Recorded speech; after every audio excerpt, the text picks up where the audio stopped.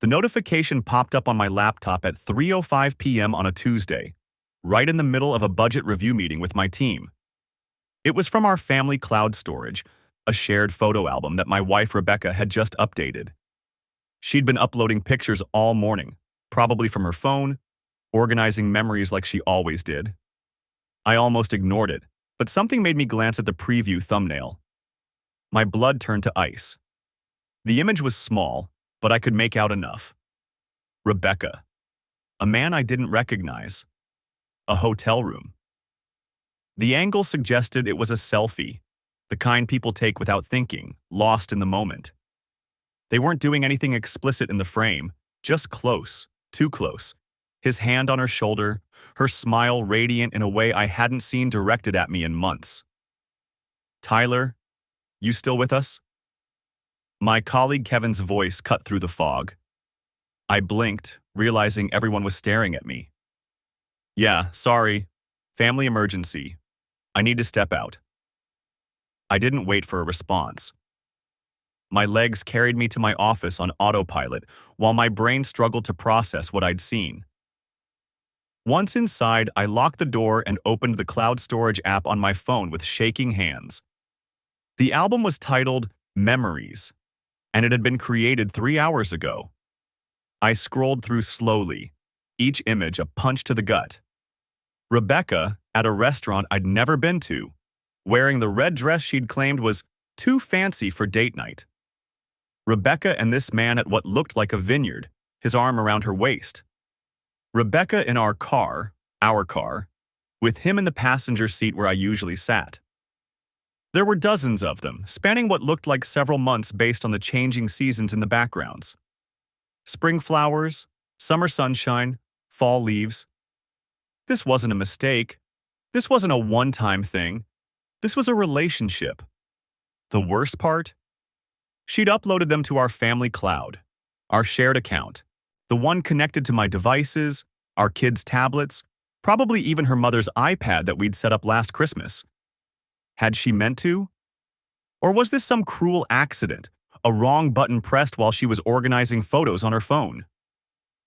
My hands were trembling so badly I almost dropped my phone. I took a screenshot of every single photo, saved them to a separate folder, then backed them up to a private cloud account I created on the spot. Whatever happened next, I needed evidence. The office suddenly felt too small, the air too thick. I was 38 years old, married for 12 years, father to 2 beautiful kids, Emma, age 10, and Sophie, age 7. We had a 4-bedroom house in suburban Ohio, 2 cars, a golden retriever named Biscuit. We were supposed to be happy. We were supposed to be the couple that made it. I checked my watch. 3:15 p.m. Rebecca would be picking up the girls from school in 45 minutes. On Tuesdays, they had soccer practice until 5:30, which meant she'd be home around 6.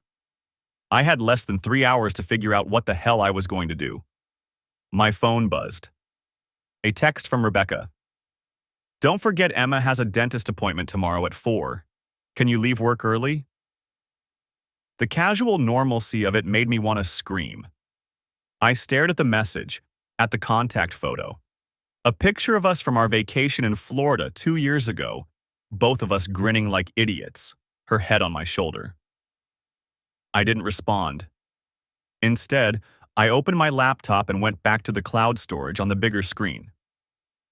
Maybe I'd missed something. Maybe there was an explanation that didn't end with my marriage in ruins. But no, the photos were even clearer on the laptop. The man was probably in his early 40s, fit, with the kind of casual confidence that suggested money. In one photo, they were in front of a BMW with temporary dealer plates. In another, he was wearing what looked like expensive golf attire. In several, Rebecca was wearing jewelry I'd never seen before, a delicate gold bracelet, earrings that caught the light. I zoomed in on one particular photo, taken at what appeared to be a hotel bar. Rebecca's left hand was visible, resting on the table. She was still wearing her wedding ring. That detail somehow made it worse. She'd been wearing my ring while building a life with someone else. My email pinged. Another notification from the cloud service. Rebecca Williams has removed 47 photos from memories. She'd realized her mistake. I refreshed the shared album. Empty. Every single photo was gone, vanished as if they'd never existed. If I hadn't taken those screenshots, if I'd been 5 minutes slower, I would have nothing but my own doubts and a thumbnail-sized preview that my mind could have convinced itself was innocent. My phone rang. Rebecca. I stared at her name on the screen, watching it ring once, twice, 3 times. On the 4th ring, I answered. Hey! Her voice was bright, cheerful, with just a hint of breathlessness. Did you see my text about Emma's dentist appointment? Yeah. My voice sounded strange to my own ears, flat and distant. Great. Oh, and I was thinking we could do pizza tonight. I'm exhausted and don't feel like cooking. I closed my eyes. This was my wife. The woman I'd loved since college, who'd held my hand through my father's funeral, who'd given birth to our daughters, who still left little notes in my lunch bag sometimes. Tyler, you there? Pizza sounds fine, I managed. Perfect. See you at 6. Love you. She hung up before I could respond. Not that I would have known what to say. I sat in my office until the sun started setting, staring at those screenshots, trying to reconcile the woman in those photos with the woman who'd just casually suggested pizza for dinner. The office felt smaller by the minute. I sat there with my phone dark in my hand, Rebecca's voice still echoing in my ears. Pizza night. Normal Tuesday. Nothing wrong. I pulled up the screenshots again. 47 photos. I'd counted them twice. The earliest was dated April 19th, 5 months ago.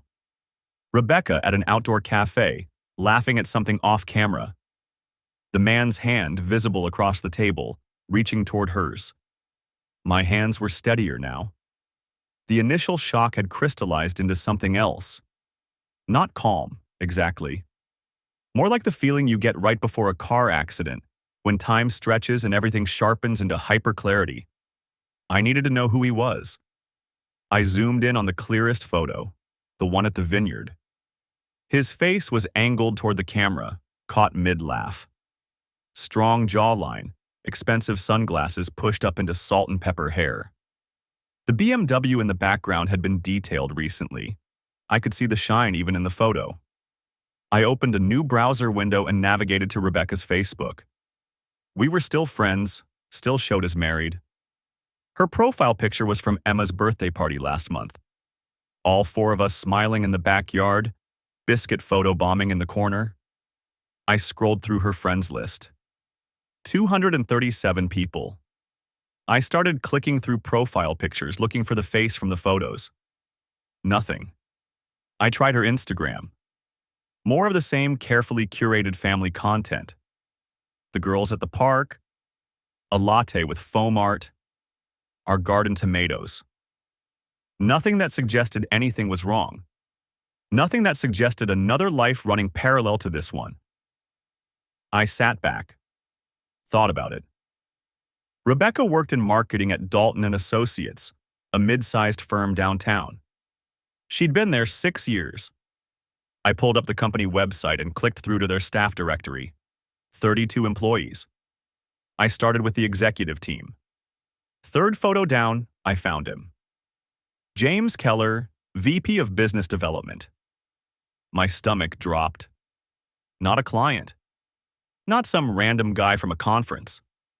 Her colleague. Someone she saw every single day. I clicked through to his full bio. MBA from Northwestern. 15 years in marketing and sales. Specialized in client acquisition and strategic partnerships. The corporate headshot showed the same confident smile I'd seen in Rebecca's photos, though more subdued. Professional. Married, according to a mention in a company newsletter from 2 years ago. His wife had attended some charity gala. I searched for her name, Diane Keller, and found her LinkedIn. Senior accountant at a firm across town. Her profile picture showed a woman in her early 40s, blonde, attractive, smiling. I wondered if she knew. I wondered if I was the only one sitting in an office right now, world imploding, while everyone else went about their normal Tuesday. My phone buzzed. Rebecca again. Actually, can you grab Sophie from school? I have a 4:30 that might run late. I stared at the message, the casual presumption that I'd just handle it. Like always. Like nothing had changed. I typed back, sure. What else was I going to say? Actually, I can't because I just found out you've been sleeping with your VP for 5 months? I checked the time. 3:47. Sophie got out at 4:15. I had 28 minutes. I went back to the screenshots, forcing myself to look at them with fresh eyes. Not as a betrayed husband, but as someone gathering information. Evidence. The jewelry appeared first in a photo dated June 3rd. Rebecca, at a restaurant, wearing a delicate gold bracelet I'd never seen. It showed up in several photos after that. The necklace appeared in July, thin gold chain with a small pendant. I zoomed in but couldn't make out the details. In August, there was a photo of them at what looked like a hotel bar. Rebecca's hand rested on the marble counter, the bracelet catching the light. Behind them, partially visible, was a sign. The Grand View. I knew that hotel. 20 minutes from our house right off the highway. High end. The kind of place with a lobby bar that served $18 cocktails. The kind of place you took someone when you wanted privacy but didn't want to drive too far. I opened a new tab and pulled up our credit card statements. Shared account. I had access to everything. I scrolled back to August. Grocery stores, gas stations, Target, the girl's dentist, Rebecca's regular Starbucks charges. Nothing unusual, which meant he was paying. I went back further, checked our bank account. Rebecca's paycheck came in like clockwork every 2 weeks. No unusual withdrawals. No unexplained expenses. But 3 months ago, she'd opened a separate checking account. I'd noticed it at the time. She'd mentioned something about wanting to keep her freelance income separate for tax purposes. She did occasional consulting work on the side, nothing major. It had made sense. I pulled up the bank's website and tried to log into that account. Access denied. She'd set it up with different credentials. Of course she had. I sat there, cursor blinking on the screen, and felt the full weight of it settle over me. This wasn't a mistake. This wasn't a moment of weakness or a one-time thing. This was deliberate, planned. A separate account, deleted photos, a whole infrastructure of deception. My phone alarm went off, the reminder I'd set to leave for Sophie's pickup. I locked my computer and grabbed my keys. The walk to the parking lot felt surreal, like I was moving through water. Everything looked normal. Kevin from accounting was getting into his Civic. The receptionist was locking the front door, heading home early. Normal Tuesday. I drove to Sophie's school on autopilot, muscle memory guiding me through familiar streets. The pickup line was already forming. I pulled in behind a silver minivan and put the car in park. Around me, other parents waited. Some scrolling on phones. Some chatting through open windows. A mom I recognized from school events waved at me. I waved back. Did any of them know? Had Rebecca been careless? Had someone seen her at the Grand View or at that vineyard? Or in the passenger seat of James Keller's BMW? Did Diane Keller know? The school doors opened and kids started streaming out. I spotted Sophie immediately. Pink backpack, blonde ponytail, talking animatedly with a friend. She saw our car and her face lit up. Something in my chest cracked. She climbed into the back seat, still chattering. Dad, guess what? Mrs. Patterson said my book report was the best in class and she's going to put it on the bulletin board and… She paused. Why are you picking me up? Mom had a late meeting. The lie came easily. Too easily. Oh. She buckled her seatbelt. Can we get ice cream? Not today, sweetheart. But it's Tuesday. We always get ice cream on Tuesday. Did we? I couldn't remember. The routines of our life felt suddenly foreign, like someone else's memories. Maybe later, I said. After dinner. She sighed dramatically but didn't push it. Started telling me about something that happened at recess instead. I drove home, half listening, making the appropriate sounds at the appropriate times. Sophie didn't notice anything was wrong. Why would she? I was doing what I always did. Playing my part. The house was empty when we got there. Emma wouldn't be home from soccer practice until 5:30. Rebecca's 4:30 meeting would probably run until 6, maybe later. I had time. Sophie dumped her backpack in the mudroom and headed for the kitchen. I'm starving. Can I have a snack? Sure, apples are in the fridge. She made a face but grabbed one anyway, then disappeared upstairs to her room. I stood in the kitchen, our kitchen, and looked around. Everything exactly where it should be. Rebecca's coffee mug from this morning still in the sink. The grocery list on the fridge, her handwriting. Milk, bread, Emma's lunch snacks, dog food. The calendar on the wall showed our lives in color-coded blocks. Blue for the girls' activities, green for my work schedule, red for Rebecca's. Tomorrow she had lunch downtown, written in red marker. I wondered if that was code. If James Keller would be there. My phone buzzed. A text from my brother, David. Random meme about football. I didn't respond. Instead, I opened my photos and looked at the screenshots again.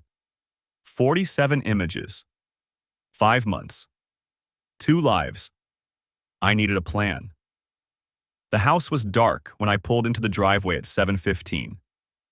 Rebecca's Accord sat in its usual spot, and through the kitchen window I could see her moving around, probably starting dinner. I sat in my car for a full minute, hands gripping the steering wheel, trying to remember how to breathe normally. The screenshots were backed up in 3 separate locations now. Cloud storage under a new account she didn't know existed. A USB drive in my desk drawer at work. Another copy emailed to an address I'd created that afternoon. I'd spent the last hour at a coffee shop across town, methodically organizing the evidence into folders with timestamps and notes. Emma met me at the door, still in her soccer uniform. Dad, Mom says we're having breakfast for dinner. Can you make your pancakes? Sure, sweetheart. The words came out steady. Go wash up first. Rebecca was at the stove, her back to me, hair pulled into the same messy bun she always wore when cooking. She turned when I entered, and her smile looked exactly like it had every other Tuesday for the past 12 years. Hey, how was your day? Fine, busy. I set my laptop bag on the counter. Yours? The usual chaos. Oh, I picked up real maple syrup at that place you like. She gestured to a bottle on the counter. The girls have been asking for pancakes all week.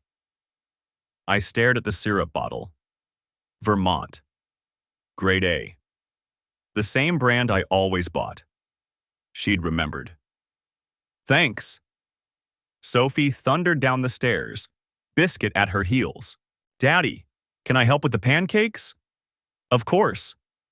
I washed my hands at the sink, watching Rebecca move around the kitchen. She was humming something under her breath. A song I didn't recognize. The pancakes came together on autopilot.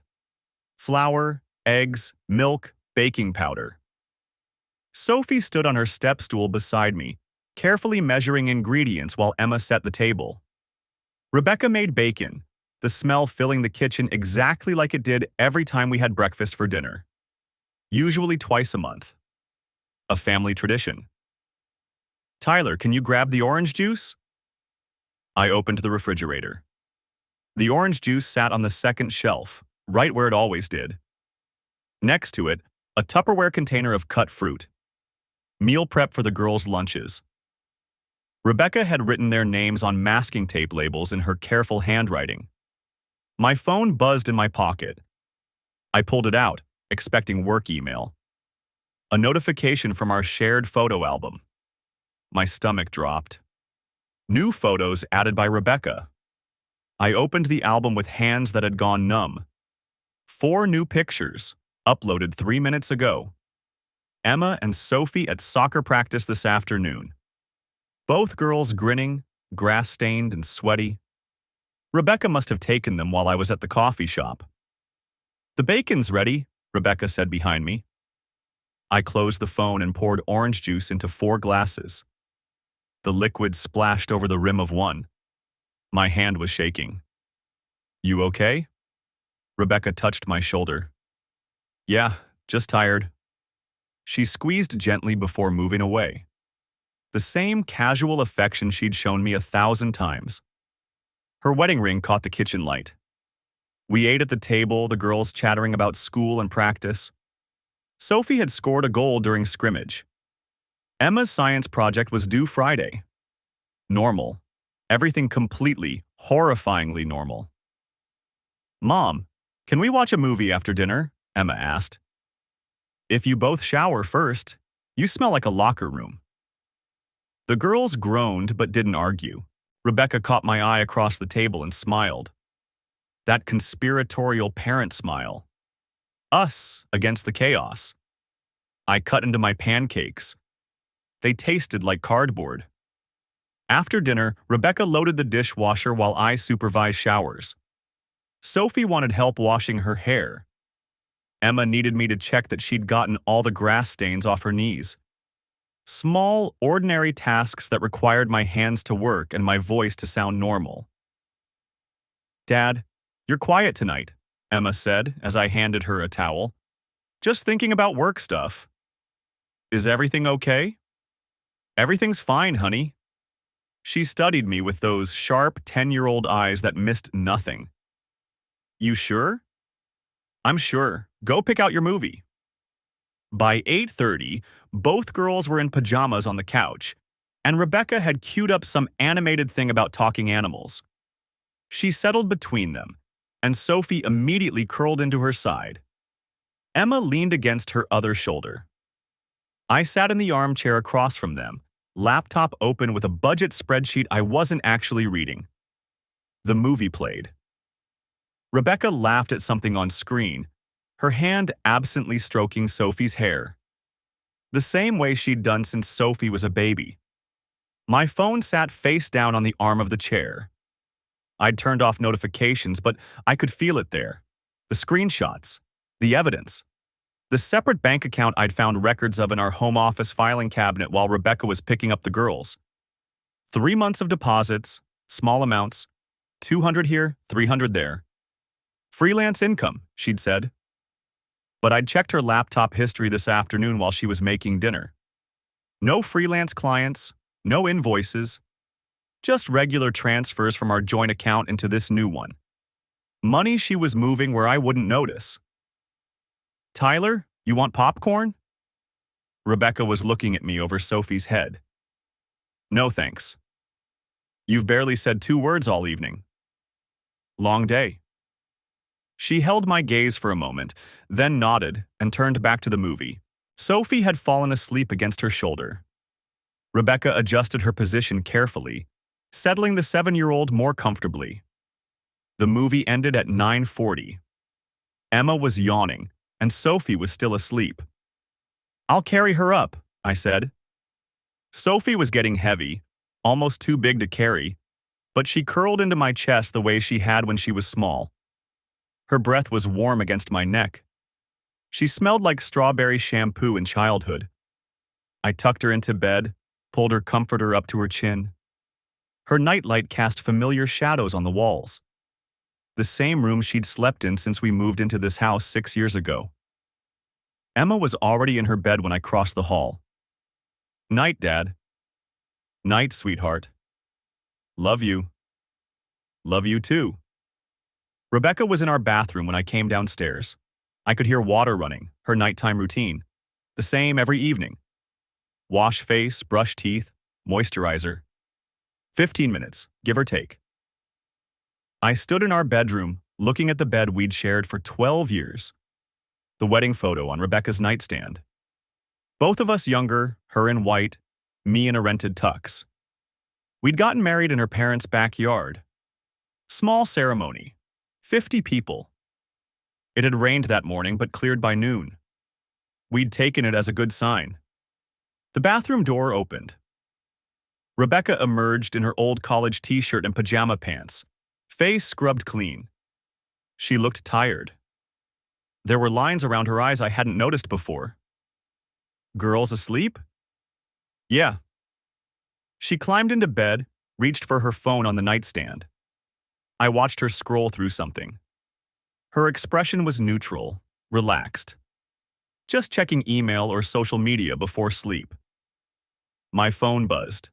A text from her. Don't forget Emma's science project supplies. She needs poster board and markers. I looked up. She was still scrolling on her phone, not looking at me. I'll pick them up tomorrow, I typed back. You coming to bed? She asked, setting her phone aside. In a minute. Need to finish something for work. Don't stay up too late. She turned off her bedside lamp and rolled onto her side, facing away from me. Within minutes, her breathing had evened into sleep. I sat on the edge of the bed in the dark, listening to my wife sleep. Tomorrow she had that lunch meeting downtown. The one marked in her calendar with just a location and time. No client name, no company. I pulled out my phone and opened the note I'd started this afternoon. A timeline. Everything I knew, everything I'd found, organized chronologically, the photos, the bank account, the lunch meeting, the jewelry I'd never seen her wear at home. At the bottom, I added one more line. Thursday, 7:15 p.m. Family dinner, pancakes, everything normal. Then I closed the note and sat in the darkness, watching the woman I'd loved since college breathe softly in our bed, and wondered how many more normal evenings we had left. I sent the email to Diane Keller at 11:47 p.m. The subject line read, regarding James Keller. The body contained 3 sentences and a link to a private cloud folder with 20 of the clearest photos. I included my phone number. Then I closed my laptop and sat in the dark office, listening to the house settle around me. Rebecca was asleep upstairs. She'd kissed me goodnight at 10:30, the same peck on the lips she'd given me every night for 12 years. Her breath smelled like mint toothpaste. She'd been humming while she washed her face. My phone lit up at 12:03 a.m. The number had a 614 area code, Columbus, same as mine. I stared at it for 3 rings before answering. This is Tyler. You're Rebecca's husband. The woman's voice was steady, controlled. Not what I expected. I'm Diane Keller. I'd thought she might cry, or scream, or hang up immediately. Instead, she sounded like she was confirming an appointment. Yes. How long have you known? 3 days. A pause. I heard ice clinking in a glass. I've known for 7 months. The words didn't make sense at first. I replayed them in my head, trying to find a different meaning. You've known since April. I found hotel receipts in his car. Another clink of ice. James doesn't know that I know. Neither does Rebecca, I assume. I stood up, pacing the small office. Then why haven't you done anything? She laughed, but there was no humor in it. I have 3 children, Tyler. 12, 9, and 6. James makes $400,000 a year. I haven't worked in 14 years. Do you know what happens to women like me in a divorce? I didn't answer. We get destroyed in court, especially in Ohio. Joint custody, split assets, and I'm supposed to support 3 kids on alimony while he moves his mistress into some downtown condo. She took a drink. I heard her swallow. So I've been documenting. Bank statements, credit card receipts, GPS data from his car. I hired a private investigator in June. I know about the Marriott on Nationwide Boulevard. I know about the vineyard in Granville. I know he bought her a bracelet at Tiffany for $6,000. The bracelet. I'd seen it in the photos, silver with small diamonds. Rebecca had worn it to Emma's school concert last month. Why are you telling me this? Because you just handed me something my investigator couldn't get. Photos. Dated. Time-stamped. Impossible to deny. Her voice shifted, became almost gentle. And because you sound like I felt in April, like the floor just disappeared. I sat back down. The desk chair creaked. Does your wife know you found out? Diane asked. No. She deleted the photos from our cloud storage. She thinks I never saw them. Good. Don't tell her yet. The ice clinked again. James doesn't suspect anything either. He thinks I'm the devoted wife waiting at home. Let them think they're safe. For how long? I'm filing in January. My lawyer says after the holidays is better, judges are more sympathetic, and I'll have Christmas photos showing me as the primary parent. She paused. You should wait too. Document everything. Bank accounts, her schedule, any evidence of her using marital funds for the affair. Ohio is a no-fault state, but judges still consider conduct when dividing assets. I thought about Rebecca's separate bank account, the transfers. She opened a new account 3 months ago, I said. She told me it was for freelance work, but I can't find any evidence of actual clients. Check if she's paying for anything related to him. Hotels, dinners, gifts. If she's using marital money to fund an affair, that's dissipation of assets. Your lawyer will love that. Diane's voice was crisp, professional. She'd clearly learned the terminology. Do you have access to her phone? No, she keeps it locked. What about her laptop? It's password protected. Try her birthday, or your kids' birthdays. People are predictable. She took another drink. I got into James's email in May. He'd been using the same password since college, found 3 years of messages to various women. Rebecca isn't his first. The office felt smaller. I pulled at my collar. There are others? 2 that I found evidence of. One was an intern at his company, lasted about 6 months. The other was someone he met at a conference in Chicago. Your wife is just the current model. Her tone didn't change. She could have been discussing the weather. James likes the thrill, the secrecy. He told me once years ago that he got bored easily. I should have listened. I thought about Rebecca humming while washing her face. The kiss goodnight. The texts about dentist appointments and pizza. How do you live with it? I asked. Knowing, but pretending you don't? Carefully. The ice clinked. I smile when he comes home. I ask about his day. I sleep in the same bed. And I document everything, because in January I'm going to take him for every penny I can get. She paused. You'll do the same. Or you'll confront her tomorrow and lose any advantage you have. I looked at the closed office door. Upstairs, Rebecca was sleeping in our bed, wearing the oversized t-shirt she always wore, probably with one leg kicked out from under the covers. In the morning, she'd make coffee and pack the girls' lunches and kiss me goodbye before heading to work, where she'd see James Keller. I don't know if I can do this, I said. Yes, you can. Diane's voice was firm. Because you have 2 daughters who need you to be smart about this, not emotional. You want to scream at her? Fine. Do it in January, in a lawyer's office with everything documented and filed. But right now you stay quiet. January is 2 months away. I've been doing it for 7. She took another drink. You'll survive 2. I heard a sound upstairs. Footsteps in the hallway. Rebecca, probably going to the bathroom. I have to go, I said. Wait. Diane's tone shifted. Send me everything you have. Bank records, screenshots, anything that shows the timeline. My lawyer can use it to establish a pattern. And Tyler? Yeah? Thank you for the photos.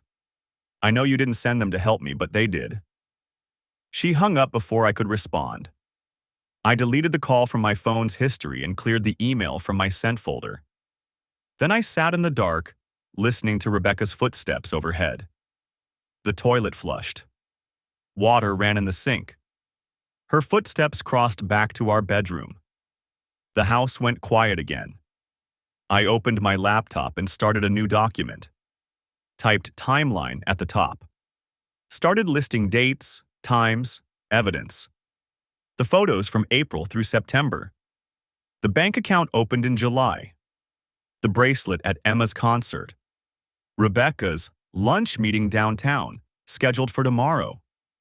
Tomorrow. I pulled up Rebecca's work calendar. She'd given me access years ago, back when we actually coordinated our schedules.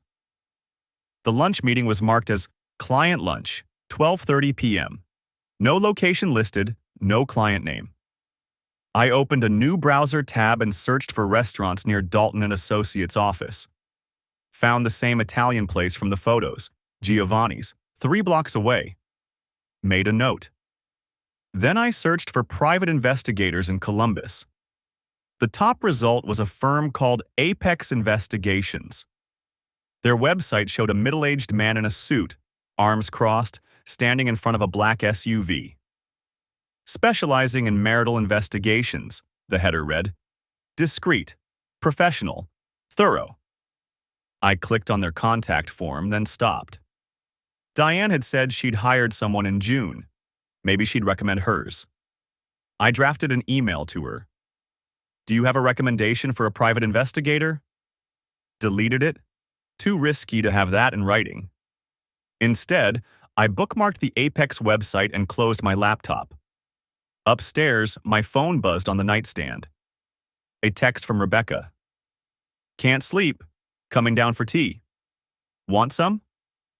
I had 15 seconds, maybe 20, before she came downstairs and found me in the office at 12:30 a.m.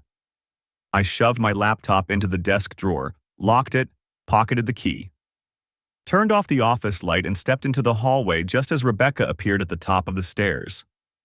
Hey, she said, smiling. What are you doing up? Couldn't sleep either. Was just checking email. She came down the stairs in her oversized t-shirt and bare feet. Her hair was messy from the pillow. She looked exactly like she had on our honeymoon, padding around that beach rental at midnight looking for snacks. Work stuff? She asked. Budget reports. Nothing interesting. She kissed my cheek and headed to the kitchen. I followed, watching her fill the kettle, pull down 2 mugs, select chamomile tea bags from the cabinet. You've seemed distracted the last few days, she said, not looking at me. Everything okay? My heart hammered. Just busy at work. She poured water into the mugs. I have that lunch meeting tomorrow. Should be home by 2. The client lunch? Yeah, new potential account. Could be big for us. She handed me a mug, wrapped her hands around hers. James is coming too. He's better at the sales pitch. She said his name like it meant nothing, like he was just another colleague. I took a sip of tea. It burned my tongue. Sounds important, I managed. It could be. She smiled at me over her mug. Thanks for making such a nice dinner tonight. The girls loved the pancakes. It was nothing. It wasn't nothing. She set down her mug and wrapped her arms around my waist, resting her head on my chest. You're a good dad, a good husband. I'm lucky. I stood there, arms at my sides, feeling her warmth against me. Smelling her shampoo. The same shampoo she'd used for years. After a moment, I put my arms around her. We stood like that in the kitchen, drinking tea, while the refrigerator hummed and the clock ticked toward 1 a.m. And I thought about January. The rest of Tuesday evening passed in a fog of normalcy that felt like drowning. I picked up the girls from soccer practice, listened to Emma complain about her coach, helped Sophie with her math homework at the kitchen table. Rebecca came home at 6:30 with 2 large pizzas and a bottle of wine, kissing me on the cheek as she set them down. Long day, she said, pouring herself a glass. The Hartwell campaign is killing me. I nodded, unable to form words that wouldn't crack the facade. Wednesday morning, I woke at 5 and couldn't get back to sleep. Rebecca's breathing was soft and even beside me, one arm draped across my chest the way it had been for 12 years.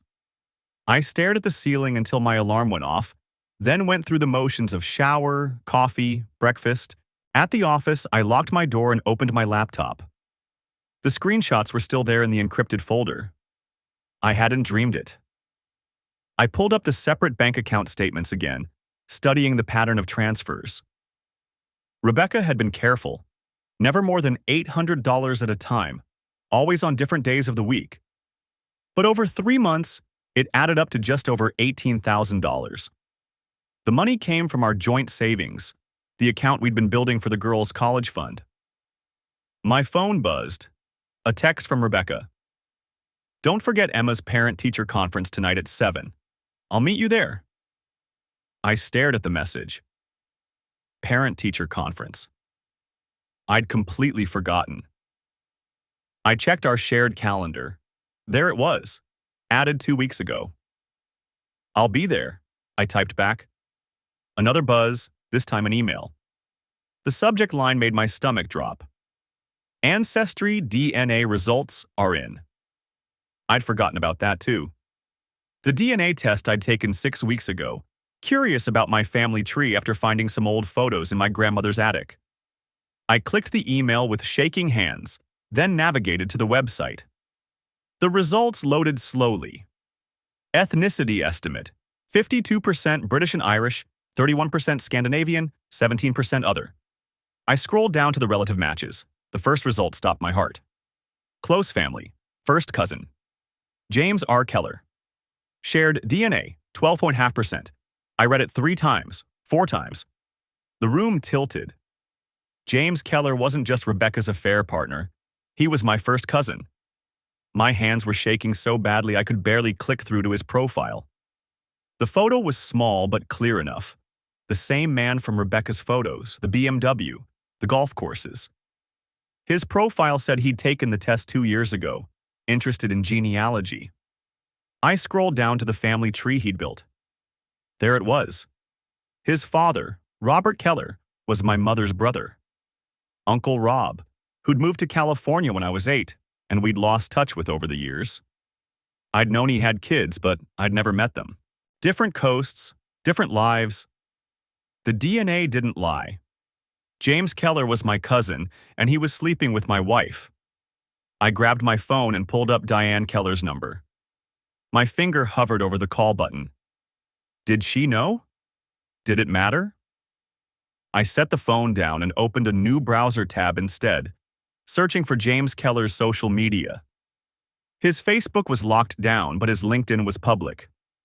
Vice President of Strategic Partnerships at Hartwell & Associates. MBA from Stanford. Before that, undergraduate at UC Berkeley. I clicked through to his connections. Rebecca was there, of course. So were dozens of other people from her company. My email pinged. Another message, this one from the Ancestry DNA system. "You and James R. Keller are a DNA match. Send him a message?" I closed the laptop before I could do something stupid. The parent-teacher conference. I had to get through the parent-teacher conference first. Emma's teacher, Mrs. Patterson, was a cheerful woman in her 50s who decorated her classroom with motivational posters about growth mindsets and believing in yourself. Rebecca arrived 3 minutes after me, slightly breathless, apologizing for traffic. "No problem at all," Mrs. Patterson said, gesturing to 2 small chairs in front of her desk. "Emma is such a joy to have in class." I sat down, hyper-aware of Rebecca beside me. She smelled like her usual perfume, the one I'd given her for Christmas last year. She'd worn it in the photos with James, too. "Emma's reading comprehension is excellent," Mrs. Patterson continued, pulling out a folder of work samples. "She's testing above grade level in most subjects." Rebecca leaned forward, asking questions about the math curriculum, the science projects, whether Emma was socializing well with the other kids. She sounded exactly like she always did, engaged, thoughtful, concerned in all the right ways. I watched her profile as she spoke, the way she tucked her hair behind her ear, the small scar on her chin from when she'd fallen off her bike in college. I'd been there when it happened, had driven her to the urgent care, held her hand while they put in 3 stitches. "Mr. Patterson?" Mrs. Patterson was looking at me. "Did you have any questions?" "No," I said. "Sorry, long day." Rebecca glanced at me, a small furrow appearing between her eyebrows. "You okay?" "Fine, just tired." The conference lasted 20 minutes. We walked out to the parking lot together, Rebecca chatting about Emma's progress, how proud she was, how we should celebrate with ice cream this weekend. "I need to tell you something," I said. She stopped walking, turning to face me under the orange glow of the parking lot lights. "What's wrong?" The words stuck in my throat. Not here, not now, not when I hadn't finished documenting everything. "My DNA results came back," I said instead, "from that ancestry test." "Oh," she smiled. "Find out you're secretly royalty?" "Found out James Keller is my first cousin." The smile froze on her face. For 3 seconds, I counted. She didn't move, didn't breathe. Then she blinked, and the smile shifted into confusion. "James Keller? Your VP?" I don't know who that is." "At your company, Hartwell and Associates." "We have like 200 people, Tyler. I don't know everyone's name." Her voice was steady, but her hand had moved to her purse strap, gripping it. "Why would you think I know some random VP?" "The DNA test matched us. He took it too. His father is my Uncle Rob."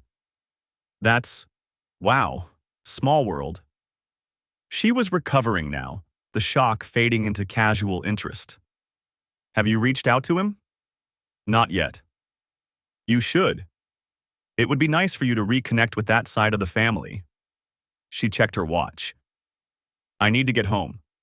Sophie has that book report due tomorrow, and I promised I'd help her with the poster board."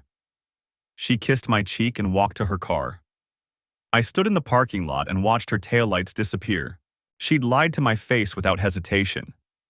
Claimed she didn't know who James Keller was, when I had 47 photos of them together on my phone. At home, I waited until everyone was asleep, then went down to my office in the basement. I pulled up the DNA results again, studying the family tree. James had built out 3 generations. His father Robert, my Uncle Rob, had married a woman named Patricia in 1978. They'd had 2 children, James and a daughter named Leslie. I clicked through to Leslie's profile. She'd taken the test too, showed up as another first cousin match. Her profile photo showed a woman in her early 30s, dark hair, bright smile. She lived in Portland, worked in environmental consulting. I sent her a message before I could overthink it. "Hi, Leslie. I just got my DNA results back and saw we're cousins. I'm Tyler. Your dad Rob is my mom's brother. We lost touch years ago when your family moved to California. Would love to reconnect if you're interested." I hit send and sat back in my chair. My phone buzzed. A text from Diane Keller. "Are you still documenting?" "Yes," I typed back. "Found something else today." The 3 dots appeared, disappeared, appeared again. Then, "Can you talk?" I called her. "What did you find?" she asked without preamble. "James is my first cousin. I just found out through a DNA test." Silence on the other end. Then, "Jesus Christ. Did you know?" No, I had no idea." She let out a breath. "Does Rebecca know?" "I told her tonight. She pretended she doesn't even know who James is." "Of course she did." Diane's voice was bitter. "They're both very good at lying. It's almost impressive. I don't know how much longer I can do this. Keep pretending." 2 more months, she said. January 3rd. We both file. We agreed." "I know." "Tyler." Her voice softened slightly. "I know it's hell. But if you confront her now, she'll hide everything. You'll lose leverage." I closed my eyes. "I know. Document everything. Every lie, every text, Every time she says she's working late, it all matters. After we hung up, I sat in the dark basement office for a long time, listening to the house settle around me. Upstairs, my wife was sleeping in our bed. My daughters were dreaming in their rooms. The dog was probably sprawled across the couch he wasn't supposed to be on. Everything looked the same as it had a week ago. Everything had changed. The lunch meeting was scheduled for noon at Meridian, one of those downtown restaurants where the lighting is dim enough for intimacy, but bright enough to signal professional legitimacy. Rebecca had mentioned it casually over breakfast, the same way she mentioned dentist appointments and parent-teacher conferences. "Client lunch today," she'd said, buttering toast. "Might run a little late." I'd nodded, sipped my coffee, watched her wedding ring catch the morning light. Now I sat in my car 3 blocks away, parallel parked with a clear view of the restaurant's entrance. 11:47 a.m. The November air was cold enough that my breath fogged the windshield. I kept the engine running, heat on low. This was insane. I knew it was insane. Diane had been clear. Document, wait, don't confront. January was the plan. But sitting at home or in my office while Rebecca met James for their client lunch felt impossible. I needed to see them together. Needed the reality of it, not just pixels on a screen. My phone buzzed. "Diane, where are you?" I stared at the message. We'd exchanged numbers after that first call, had been coordinating evidence sharing. She was methodical, precise. Probably tracking James the same way I was tracking Rebecca. "Downtown." "You?" 3 dots appeared, disappeared, appeared again. "Same, this is a mistake." "I know." "Then go back to work." I didn't respond. At 11:53, James's BMW pulled up to the valet stand. I watched him emerge, charcoal suit, no overcoat despite the cold. He handed his keys to the attendant with the easy confidence of someone who'd never worried about valet fees. "He's here," I typed. "I know, I can see him." That jolted me. I scanned the street, the parked cars, the coffee shop across from Meridian. Where was she? "Where are you?" "Coffee shop, window seat. Don't look." I didn't look. James disappeared into the restaurant. My hands were shaking. The rational part of my brain, the part that had made me successful in budget analysis, that had kept me calm through the initial discovery, was screaming at me to leave. But I stayed. At 11:58, Rebecca's Accord turned onto the street. She drove past me, close enough that I could see her profile, the careful makeup, the pearl earrings I'd bought her for our 10th anniversary. She pulled into the garage adjacent to the restaurant. "She's here," Diane texted. "Parking garage." 4 minutes later, Rebecca emerged onto the sidewalk. She'd changed clothes since breakfast. The casual sweater and jeans were gone, replaced by a fitted dress I'd never seen before. Navy blue. Professional enough for a client lunch, attractive enough for something else. She paused at the restaurant entrance, checking her phone. Then she smoothed her dress and went inside. I sat there, engine running, heat blowing stale air across my face. What was I expecting? To storm in there? To watch through the window like some stalker? The absurdity of my position settled over me like the November cold. "This is pointless," I texted Diane. "Yes." "Why are you here?" The 3 dots took longer this time. "Same reason you are, because knowing it intellectually and seeing it are different things." I understood that. The photos had been devastating, but they were past tense. Evidence of something that had already happened. This was present tense. This was Rebecca choosing right now to walk into that restaurant and sit across from my cousin. "How long have you been doing this?" I asked. "Following him?" "Since I found out." "Not every time, just enough to document patterns." "Does it help?" "No." We stopped texting. I watched the restaurant entrance, the stream of lunch hour professionals flowing in and out, a group of women in business attire, an older couple, two men with briefcases, normal people having normal lunches while my wife sat inside with someone else. At 12:17, my phone rang. Kevin from work. Hey, are you coming back today? Patterson's looking for those Q4 projections. Yeah, I glanced at the restaurant. I had an appointment. I'll be back in an hour. You okay? You've been off lately. Fine, just dealing with some personal stuff. All right, man. Let me know if you need anything. I hung up. Personal stuff. That was one way to describe watching your marriage dissolve in real time. I'm leaving, I texted Diane. Good, me too. But I didn't leave. Not yet.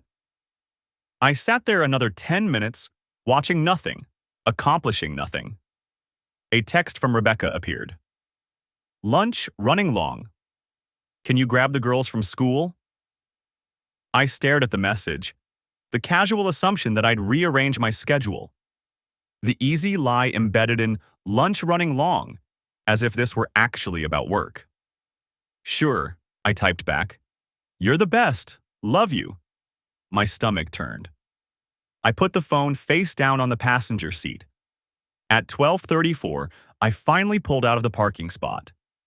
Drove back to the office on autopilot, the same route I'd driven 1,000 times. The city looked the same as it had this morning. Same buildings, same traffic patterns, same gray November sky.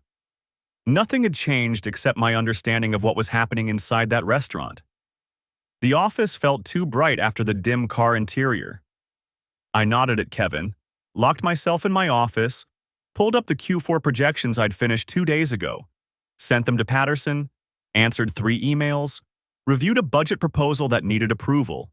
Normal work, normal Tuesday afternoon, except I kept checking my phone, watching the time tick forward. 12:47, 1:03, 1:19.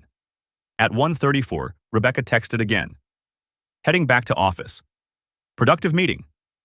The exclamation point felt obscene. Great, I replied. I picked up Emma and Sophie at 3:15. They climbed into the back seat, backpacks heavy with homework, chattering about their day. Sophie had gotten a gold star in math. Emma's friend Madison was having a birthday party next weekend. Can I go? Emma asked. It's at the trampoline place. We'll talk to Mom about it, I said automatically. In the rearview mirror, I watched them. Emma with Rebecca's eyes, Sophie with my nose.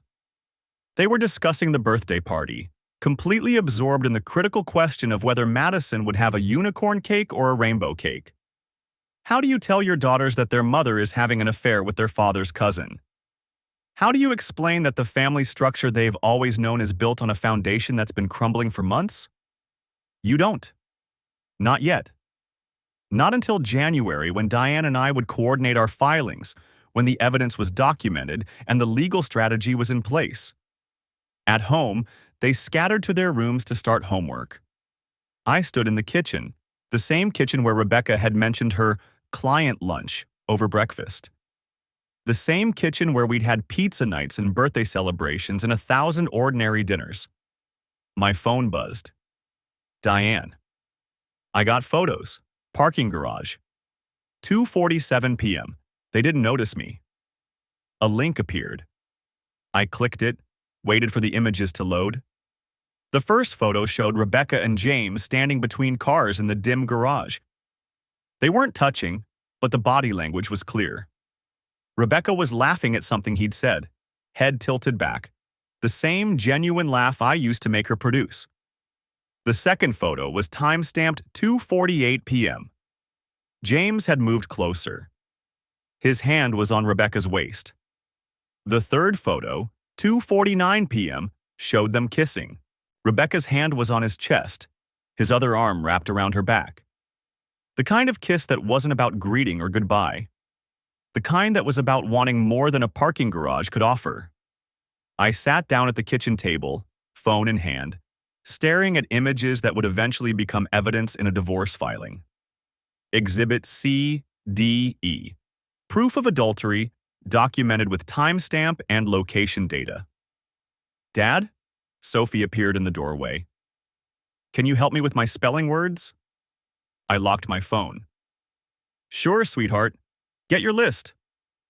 She ran back upstairs.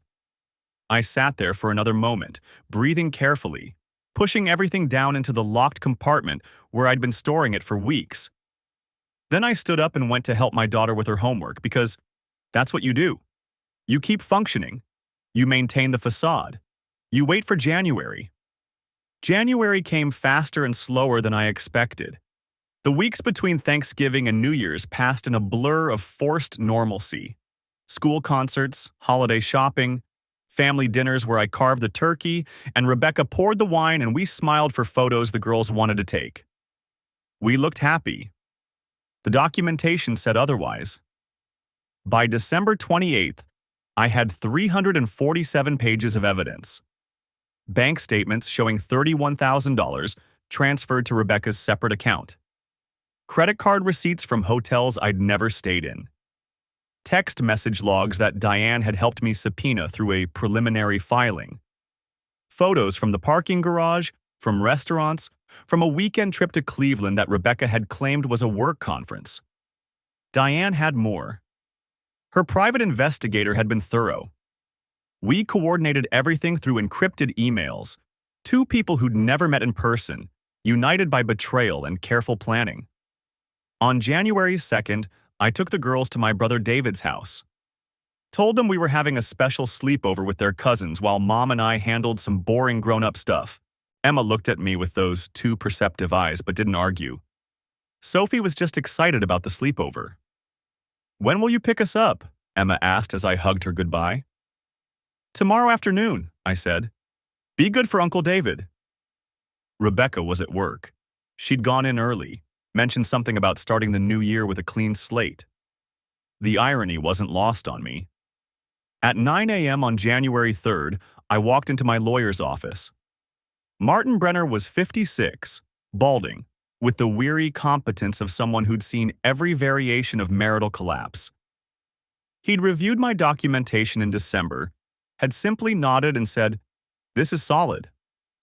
"You're sure about this?" he asked as I sat down across from his desk. "Yes.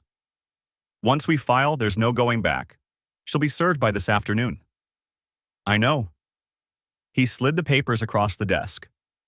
I signed my name 17 times. Tyler James Jackson, dissolving a 12-year marriage with 17 signatures. "We're also filing for full custody?" Martin asked. "Primary custody," I corrected. "I'm not trying to keep the girls from their mother. I just want them with me during the week, stable routine, their same school." Given the evidence of her using marital funds for the affair, and the fact that she'll likely move in with Mr. Keller once this is public, the judge should be favorable. He stacked the papers neatly. "Mrs. Keller's filing went through an hour ago. Her lawyer coordinated the timing like we discussed." I nodded. Diane and I had planned this down to the hour. Both filings hitting the same day, same evidence of the same affair, making it impossible for James or Rebecca to control the narrative. "What happens now?" I asked. "Now you go home and wait. She'll be served at her office around 2 p.m. You'll probably hear from her shortly after." He stood, extended his hand. "I know this isn't easy, Mr. Jackson, but you're doing the right thing for your daughters." I shook his hand and left. Rebecca called at 2:47 p.m. I was sitting in our kitchen, my kitchen now, the house would be mine according to the settlement terms Martin had outlined, drinking coffee I couldn't taste. I didn't answer. She called again at 2:51, then 2:53. Then a text appeared. "What the hell is this? Call me now." I set the phone face down on the table. At 3:15, she came home. I heard her car in the driveway, the slam of the door, her footsteps on the porch. She still had her key. I hadn't changed the locks yet. Martin had said to wait until after service. She burst into the kitchen, papers in hand, face flushed with anger or panic or both. "Tyler, what is this?" I looked at her. Really looked at her. The woman I'd loved since college. the mother of my children, the person who'd spent 5 months building a relationship with my cousin while sleeping in my bed. It's a divorce filing, I said calmly. I can see that. Why? What? She stopped, and I watched the calculation happen behind her eyes. This is insane. We can talk about this. Whatever you think is happening, I'm not thinking anything, Rebecca. I know. I pulled out my phone, opened the photo folder, slid it across the table. I've known since September. She picked up the phone with shaking hands, scrolled through the images. Her face went white. The cloud storage, she whispered. You saw them before I deleted them. Yes. Tyler, I can explain. Don't. I stood up. I don't want to hear it. I don't want the apology or the excuses or the explanation. I've had 4 months to imagine what you might say, and none of it matters. It was a mistake. It's over. I ended it. You didn't end it. I took my phone back.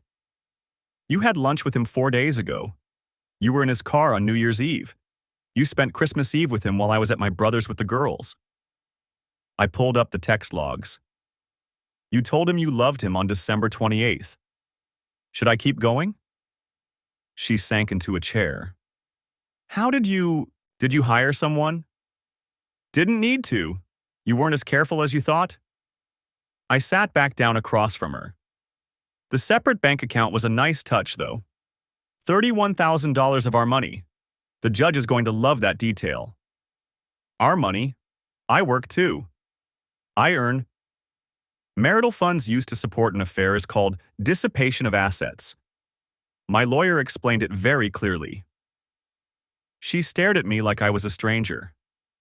Maybe I was. The man she'd married wouldn't have spent 4 months documenting evidence in secret. He would have confronted her immediately, let emotion drive the conversation.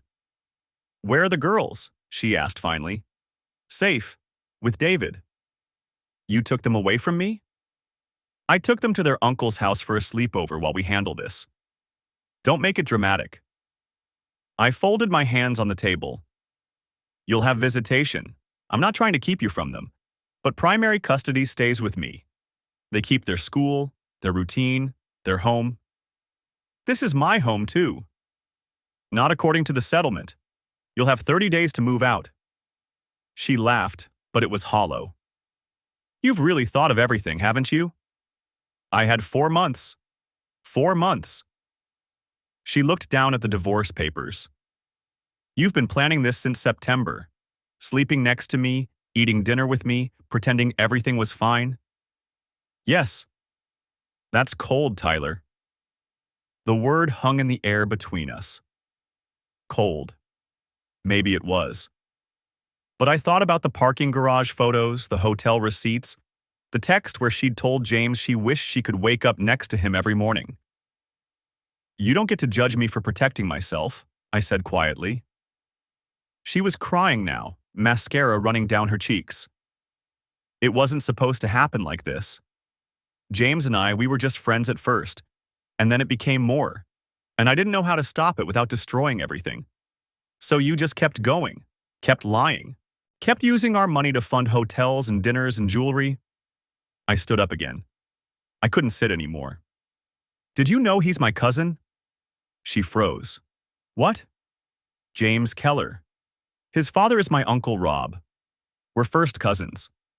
I found out through a DNA test in November. Oh my God.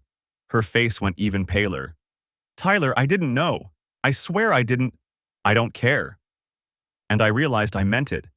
Whether she'd known about the family connection or not didn't change anything. You should also know that James's wife filed for divorce this morning. She's known about the affair since April. She's been documenting too. Rebecca's expression shifted from shock to horror. Diane knows? She's known longer than I have. I picked up my coffee mug, dumped the cold contents in the sink. You and James weren't as discreet as you thought. Turns out parking garages have security cameras. So do hotel lobbies. This is insane. You can't just... I already did. The papers are filed. You were served. It's done. She sat there crying while I rinsed my mug and put it in the dishwasher. Muscle memory. 12 years of shared routines. What do I tell people? She asked finally. Whatever you want. The truth, probably. It'll come out anyway. I dried my hands on the dish towel. I'm picking up the girls tomorrow at 2. You can see them tomorrow evening if you want. We'll work out a schedule. Tyler, please, can't we? No. I looked at her one last time. I would have forgiven a lot of things, Rebecca. I would have worked through a lot. But you made a choice every single day for 5 months. You chose him over us. Over me. Over the girls. I headed for the door. I'm staying at a hotel tonight. I'll be back tomorrow morning to pack some things. Please be gone by then. I left her sitting at the kitchen table, the divorce papers spread out in front of her, and walked out of the house we'd bought together 6 years ago. The divorce was finalized in April, Ohio's mandatory waiting period, plus negotiations over asset division and custody arrangements. In the end, it went almost exactly as Martin had predicted. I got the house, primary custody, and a favorable division of assets. Rebecca got visitation every other weekend and Wednesday evenings, plus half the retirement accounts. James and Diane's divorce finalized 2 weeks after ours. According to Diane, we still texted occasionally, two people bound by the strange fellowship of parallel betrayals. She got primary custody of their 3 kids, the house, and a substantial settlement. James's affair with Rebecca became public record. His company asked for his resignation in March. Rebecca moved in with James in May. A downtown condo, like Diane had predicted. The girls came back from their first weekend there quiet and confused. Emma asked me why Mom lived with that man now, instead of with us. Because sometimes adults make choices that change things, I told her. But Mom still loves you, and I still love you. That part doesn't change. It was the best answer I had. By June, a new routine had established itself. The girls thrived with consistency. Same school, same house, same bedtime rituals. They saw Rebecca regularly and slowly adjusted to the new reality. Sophie asked fewer questions about when Mom was coming home. Emma stopped looking sad when Rebecca dropped them off Sunday evenings.